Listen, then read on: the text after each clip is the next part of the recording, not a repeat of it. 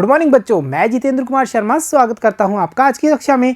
आज की कक्षा में बच्चों हम पढ़ने वाले हैं कक्षा 5 की पर्यावरण अध्ययन की पुस्तक अपना परिवेश का 14वां अध्याय, जिसका नाम है खाने से पचने तक। प्यारे बच्चों, इस पाठ के 2 भाग हमने पिछली कक्षाओं में पढ़े, जहां हमने ये समझ बनाई कि भोजन को चबा चबा कर करना है, छोटे निवालों के रूप में करना है। तथा बच्चों हमने यह भी जाना कि जो भोजन है वो हमारे शरीर में पचता कैसे है, यानी हमने समझ बनाई थी मानव पाचन तंत्र के बारे में। तो चलो बच्चों पाठ को आगे बढ़ाते हैं और हम ये जानते हैं कि हमारे शरीर में क्यों आए कमजोरी।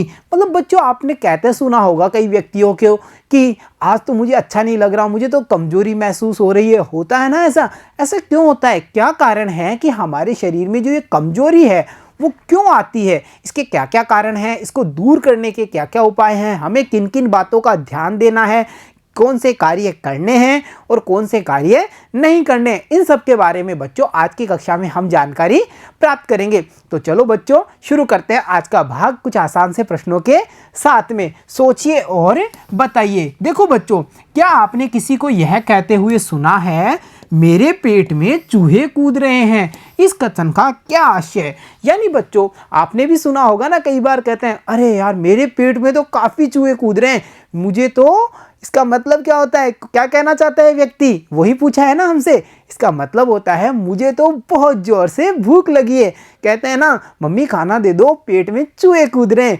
ऐसा क्यों कहा जाता है? इसका मतलब होता है कि हमें जोरों से भूख लगी है। तो हम इस प्रश्न के बारे में क्या लिख सकते हैं? देखो, हाँ हमने लोगों को कई बार ऐसा कहते सुना है। इस कथन का आशय है कि जोरों से भूख लगी है, यानी इस कथन से यह आशय है कि हमें जोरों से भूख लगी है, यानी हमारा शरीर क्या कह रहा है कि अब तो भाई खाना खा ही लो। तो चलो बच्चों अब देखते हैं आज का अगला प्रश्न। और अगला प्रश्न है, आपको भूख का एहसास कब होता है? हमें भूख का एहसास कब होगा, इसके बारे में ये प्रश्न है। तो हम क्या कह सकते हैं, जब हमारे शरीर को कमजोरी महसूस होती है तो हमें भूख का एहसास होता है। यानी बच्चों हमें लगता है कि थकान सी आ रही है, कमजोरी आ रही है, हिम्मत ही नहीं है, यानी कि हमारा शरीर कहता है कि मुझे ऊर्जा चाहिए। और वो ऊर्जा कैसे मिलेगी? अच्छा भोजन करने से।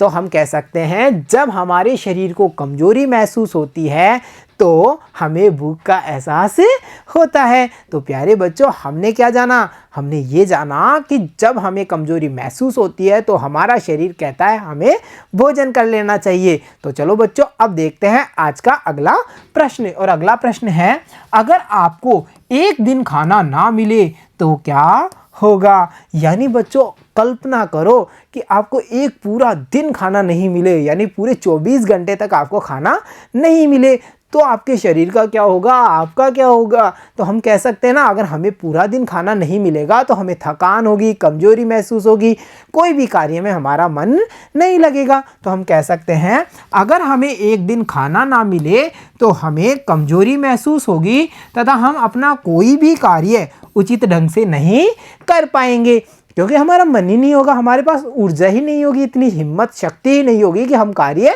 कर सकें, तो हमारे कार्य ढंग से भी पूरे नहीं होंगे।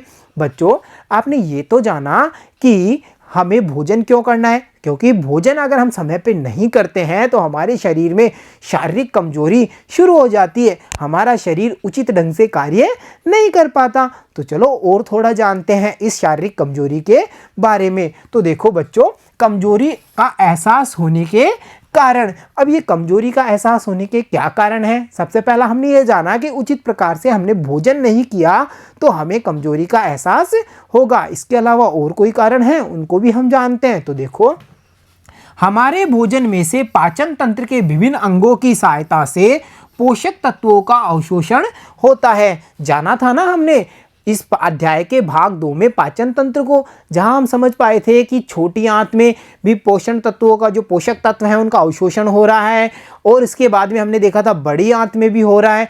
तो हम ये कह पा रहे हैं ना कि हमारे द्वारा किए गए भोजन का पाचन तंत्र के विभिन्न अंगों में जो पोषक तत्व हैं उनका अवशोषण होता है भोजन में से, और क्या होता है, यही पोषक तत्व विभिन्न अंगों तक जाकर हमें काम करने की ऊर्जा देते हैं। देखा था ना हमने, रक्त के माध्यम से जो ये पोषक तत्व हैं जो शरीर के विभिन्न अंगों में जा रहे थे, और इनसे क्या होता है, इनसे हमें काम करने की ऊर्जा मिलती है। तो सोचो बच्चों, यदि भोजन पोषण से भरपूर नहीं होगा तो क्या होगा।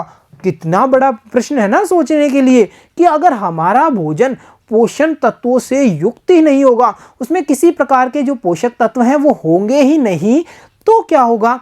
तो फिर हमारा जो पाचन तंत्र है वो किसका अवशोषण करेगा, उसे तो पोषक तत्व मिलेंगे ही नहीं, और जब उसे पोषक तत्व नहीं मिलेंगे तो हमारा रक्त शरीर में क्या लेके जाएगा, क्योंकि उसके पास भी किसी तरह के पोषक तत्व नहीं होंगे।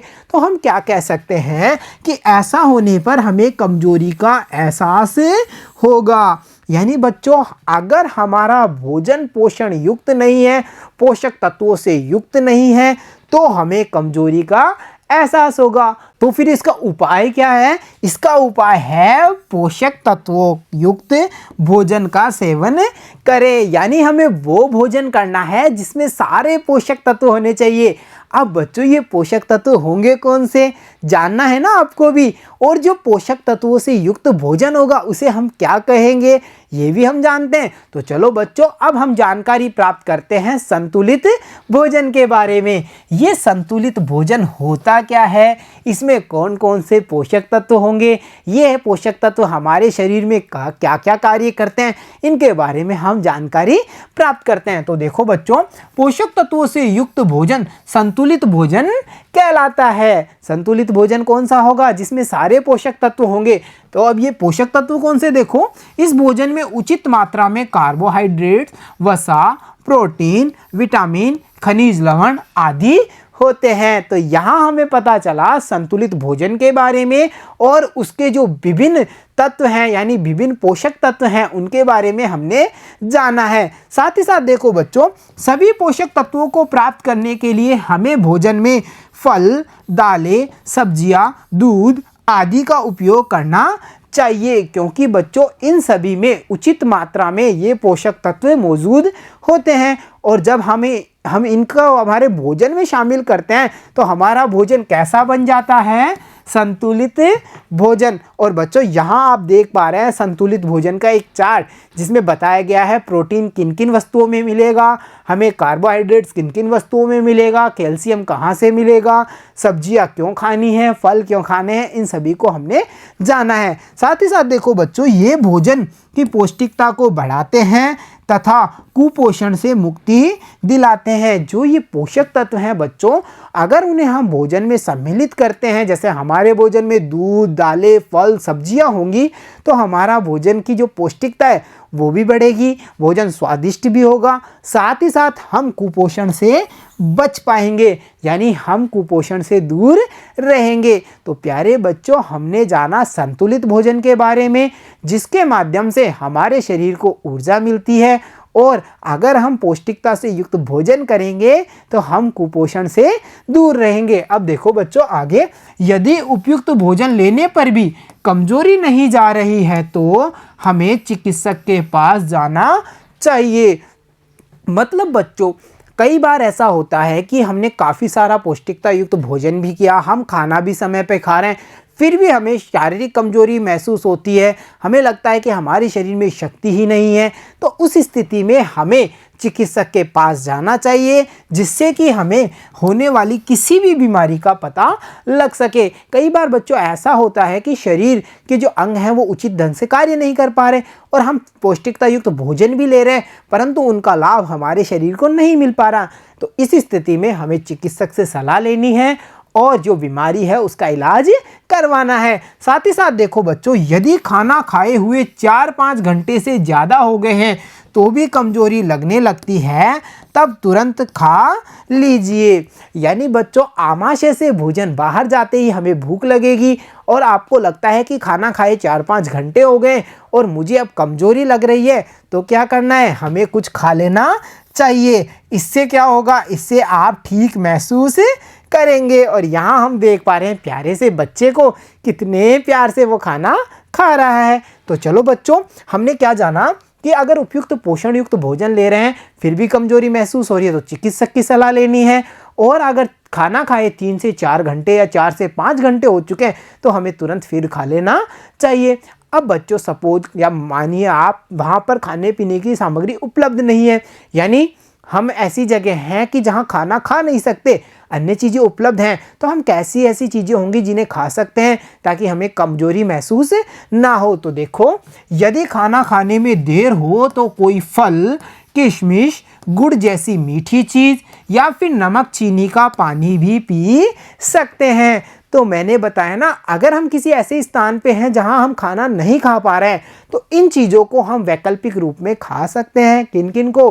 फल, किशमिश, गुड़ जैसी मीठी चीज़ें या फिर नमक और चीनी का पानी भी हम पी सकते हैं। इससे क्या होगा? इससे हमारे शरीर को कमजोरी महसूस नहीं होगी। और देखो, स्वस्थ खान पान ही हमें कमजोरी से मुक्ति दिला सकता है। और यहाँ पर ये प्यारी सी बच्ची भी यही कह रही है कि आप फल खाइए, अच्छा भोजन कीजिए, तभी आपको कमजोरी से मुक्ति मिलेगी। तो प्यारे बच्चों, हमने क्या जाना? हमने ये जाना कि कमजोरी का एहसास होने के क्या कारण हैं और जब हमें कमजोरी महसूस हो तो हमें क्या क्या करना चाहिए। तो चलो बच्चों, अब देखते हैं आज के प्रश्न। और आज के हमारे प्रश्न है सोचिए और बताइए में। देखो, कमजोरी महसूस होने के क्या कारण होते हैं तो जाना ना हमने। और मुझे नहीं लगता कि हमारे लिए ये प्रश्न मुश्किल होगा, क्योंकि हमें पता है कि कमजोरी महसूस होने का ये कारण होता है कि हमने समय पर भोजन नहीं किया या फिर हम भोजन में उचित पोषक तत्वों को शामिल नहीं कर रहे हैं,